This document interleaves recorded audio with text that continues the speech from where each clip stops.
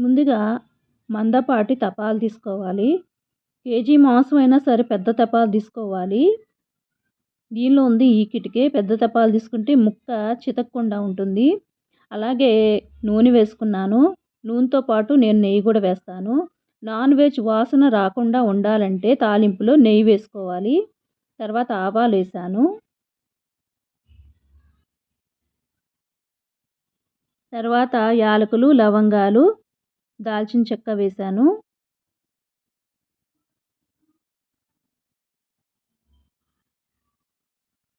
వేగిన తర్వాత పుదీనాకేసాను. పుదీనాకు ఎంత ఎక్కువ వేసుకుంటే చికెన్ అంత టేస్టీగా ఉంటుంది. చికెన్‌లో కంపల్సరీ పుదీనాకు వాడాల్సిందే. ఈ వంటని కట్టెల పొయ్యి మీద చేసుకున్నట్లయితే సూపర్ టేస్ట్‌గా ఉంటుంది. పుదీనాకు బాగా వేగాలి.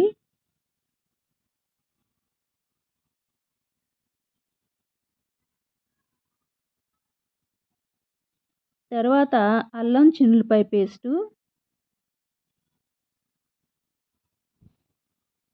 మసాలా ఈ రోజుల్లో కాస్త తక్కువే తినాలి కాబట్టి నేను కాస్త తక్కువే వేస్తాను.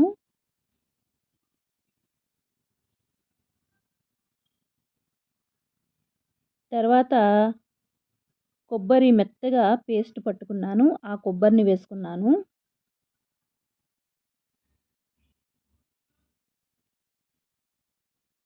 తర్వాత తగినంత కారం వేసుకున్నాను.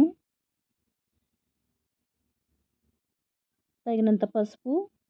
ఏదైనా సరే నేను ఇంట్లో చేసిన పదార్థాలనే వాడుతున్నాను. పసుపు కానీ, కారం కానీ, మసాలా కానీ, అల్లం చిన్నులపాయ పేస్ట్ కానీ. ఎప్పటికప్పుడు రుబ్బుకుని వేసుకున్నట్లయితే చికెన్ కానీ, బిర్యానీ కానీ మంచి ఫ్లేవర్ వస్తుంది. బాగా వేగాలి. కల్లుప్పు వేసుకోవాలి. సాల్టు పెద్ద టేస్ట్ అనిపించదు చికెన్‌లో. తర్వాత టమాటా ముక్కలు వేసుకున్నాను. పచ్చిమిరపకాయ ముక్కలు పెద్దగా కోసుకోవాలి.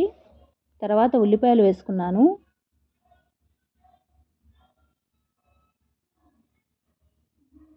ఇందాక వేసి కొబ్బరిలోనే నేను ఒక ఉల్లిపాయని పేస్ట్ చేసి వేశాను.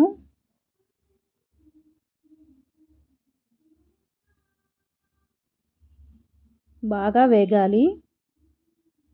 ఎప్పుడైనా చికెన్‌లో 2 స్పూన్లన్న నెయ్యి పడితేనే చాలా టేస్టీగా ఉంటుంది.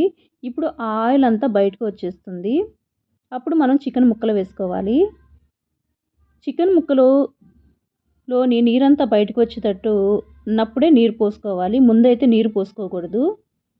చికెన్‌లోంచి వచ్చే నీటితోనే సగం ఉడుకుతుంది చికెను. చివర్లో మనం నీళ్లు పోసుకోవాలి. అలాగైతేనే చికెన్ ముక్కకి బాగా ఉప్పు, కారం అనేది పడుతుంది.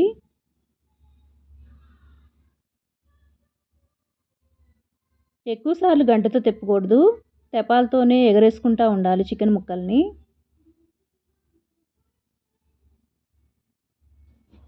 ఇప్పుడు చికెన్‌లో నీరంతా బయటకు వచ్చేసింది. అప్పుడు నేను ఇంట్లో చేసుకున్న గరం మసాలా వేశాను.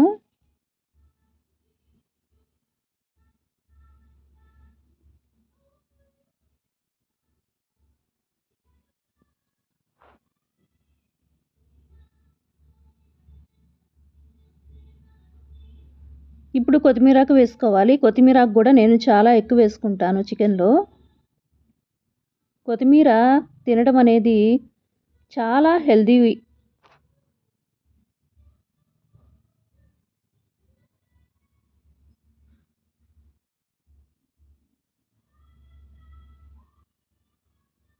చికెన్‌లో నీరంతా బయటకు వచ్చినాక కాస్త మనం నీరు పోసుకోవాలి. చూసారా నెయ్యంతా బయటకు వచ్చేసింది పైకి. చికెన్ టేస్ట్ పెంచేది నెయ్యి మాత్రమే. చికెను ఇంక రెడీ అయిపోతుంది.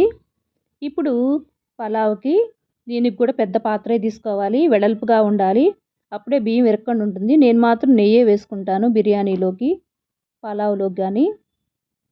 ఇప్పుడు యాలకులు, దాల్చిన చెక్క బాగా వేగినాక మసాలాలన్నీ వేయించుకోవాలి. ఇప్పుడు కూడా నేను పుదీనాకు చాలా ఎక్కువ వేస్తాను. అప్పుడే చాలా టేస్టీగా ఉంటుంది. పుదీనాకు వేసినాక బాగా వేగాలి. మీరు పలావ్లోకి ఏం వేసుకుంటారో ఆ ముక్కలన్నీ వేసుకోవాలి. నేను మాత్రం టమాటా, పచ్చిమిర్చి, ఉల్లిపాయ వేస్తున్నాను. తర్వాత అల్లం చిన్నులపాయ పేస్టు, తర్వాత మెత్తగా రుబ్బుకున్న కొబ్బరి, దానిలో నేను ఉల్లిపాయ కూడా వేశాను. ఇప్పుడు వీటన్నిటిని బాగా వేయించుకోవాలి. పలావ్లో బిర్యానీలో నెయ్యి మాత్రం వాడాలి. కొంతమంది డాల్డా వేస్తారు, అది ఆరోగ్యానికి హానికరం. నేను ప్రతి వంటలోనూ కల్లుప్పు వాడతాను. కల్లుప్పు అనేది ఫ్లేవర్ని పెంచుతుంది. ఇప్పుడు గరం మసాలా వేసుకుంటున్నాను. చికెన్లోనూ మసాలా ఉంటుంది, దీనిలోనూ మసాలా ఉంటుంది కాబట్టి తక్కువ వేసుకున్నా కూడా సరిపోతాయి. ఇప్పుడు దానిలో నెయ్యి అంతా పైకి వచ్చేసేయాలి. బియ్యం ఒక గ్లాస్ అయితే నీళ్లు గ్లాసున్నర పోసుకోవాలి.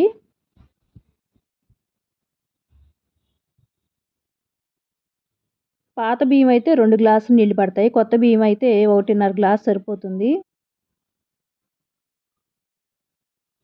ఇలా నీరంతా మరిగినాక బియ్యం కడుక్కుని వడపోసుకుని పక్కన పెట్టుకున్నాను. ఆ బియ్యం వేసుకోవాలి. గంటతో తిప్పుకుని ఆ పలావ్ పైన మూత పెట్టుకుని పైన ఒక దుప్పటి కానీ టవల్ కానీ వేసినట్లయితే ఆవిరి బయటికి పోకుండా తొందరగా ఉడుకుతుంది. చిన్న మంట మీదే పలావ్ను వండుకోవాలి. కొత్తిమీరాకు నేను దేనిలో అయినా సరే చాలా ఎక్కువగా వాడతాను.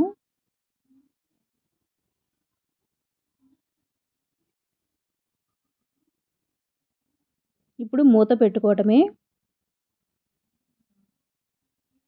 కేవలం 10 నిమిషాల్లో అయిపోతుంది. ఈ విధంగా చికెన్ పులుసు పలావ్ చేసుకున్నట్లయితే ఆ రోజు పిల్లలు చాలా ఇష్టంగా తింటారు. చాలా టేస్టీగా కూడా ఉంటాయి. ఏ వంటకైనా పెద్ద పాత్ర వాడాలి. ఇరుకిరుగ్గా ఉండేటట్లు మాత్రం చూసుకోకూడదు. పెద్ద పాత్ర తీసుకున్నట్లయితే బిర్యానీ సూపర్‌గా వస్తుంది.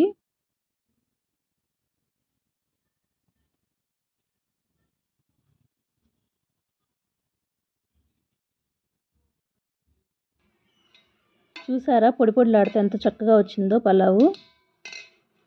దేనిలో అయినా సరే నెయ్యి వేసుకున్నట్లయితే ఫ్లేవరు 2 రెట్లు అధికంగా ఉంటుంది. బయట బిర్యానీలు, బయట పలావు ఇంత టేస్టీగా ఉండవు. ఈ సండే మీరు ట్రై చేసుకోండి.